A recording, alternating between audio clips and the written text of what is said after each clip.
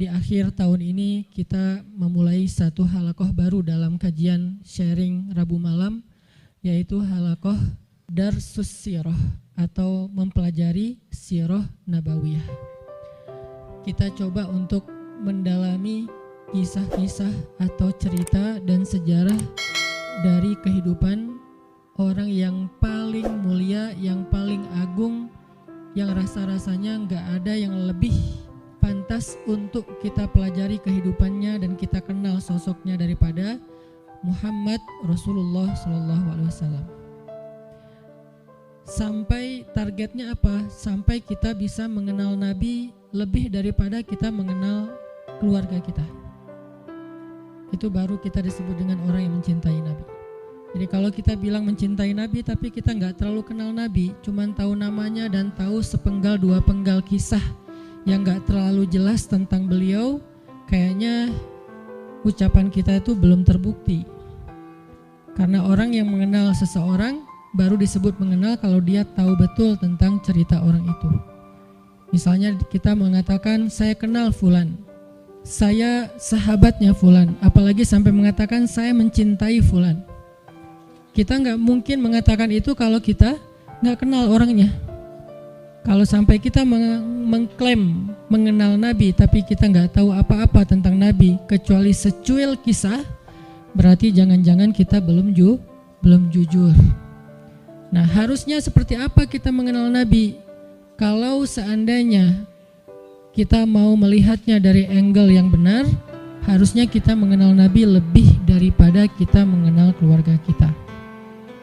Karena ketika Umar bin Khattab datang kepada Nabi dan mengatakan, "Ya Rasulullah, aku mencintaimu lebih daripada apapun selain diriku," maka Nabi mengatakan, "Belum cukup wahai Umar." Lalu Umar meralatnya mengatakan, "Aku mencintaimu lebih daripada diriku sendiri," maka kata Nabi, "Al-an ya Umar, sekarang baru cukup wahai Umar."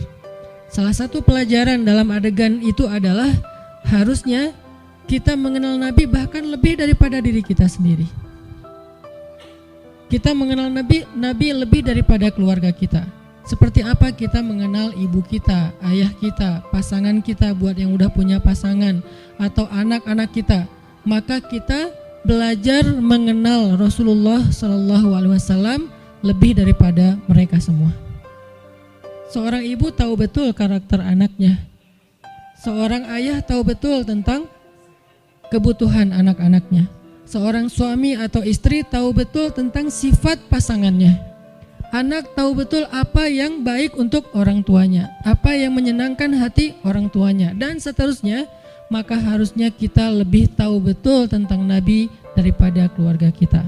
Ini salah satu goalsnya, sampai kita bisa mengenal Nabi lebih daripada keluarga kita sendiri. Dan ini bukan hanya buat teman-teman di sini, tapi juga buat saya pribadi. Sambil saya menyampaikan, karena ini bukan dari saya hanya menerjemahkan bacaan dan wawasan yang saya dapatkan, baik ketika dulu masih belajar di Al-Azhar maupun sampai sekarang karena jadi murid itu seumur hidup terus belajar ke dalam bahasa yang mungkin mudah-mudahan bisa lebih mudah kita pahami tentang sirah Nabi. Sehingga kita sama-sama nanti satu saat makin lama makin kenal dengan Nabi, makin tahu tentang Nabi sampai bukan hanya yang zahirnya. Karena seperti yang saya pernah sampaikan, sunnah Nabi itu ada 3. Hanya dari 3 ini mungkin 2 sering dibahas, tapi yang ketiganya jarang dibahas. Ada sunnah surah penampilan Nabi. Sebagian dari penampilan Nabi hukumnya wajib diikuti, sebagian yang lain hukumnya sunnah diikuti. Artinya penampilan Nabi itu banyak dibahas tentang jenggotnya, tentang sorbannya, tentang jubahnya, tentang sendalnya, dan seterusnya. Penampilan Nabi. Kemudian yang kedua, sirah, perbuatan Nabi. Kehidupan Nabi secara zahir. Cara tidur Nabi, cara berdiri Nabi, cara jalan Nabi, sikap Nabi, marah Nabi, dan seterusnya. Sirah, aktivitas Nabi, termasuk jihadnya Nabi, dakwahnya Nabi, kehidupan pribadi beliau, kehidupan keluarganya, kehidupan masjidnya, kehidupan tetangganya, kehidupan masyarakatnya, dan seterusnya. Sirah itu banyak dibahas dan sekarang pun kita sedang membahas itu. Tapi ada satu hal yang jarang dibahas, sarirahnya Nabi. Jadi ada surah, ada sirah, ada sarirah, perasaan Nabi.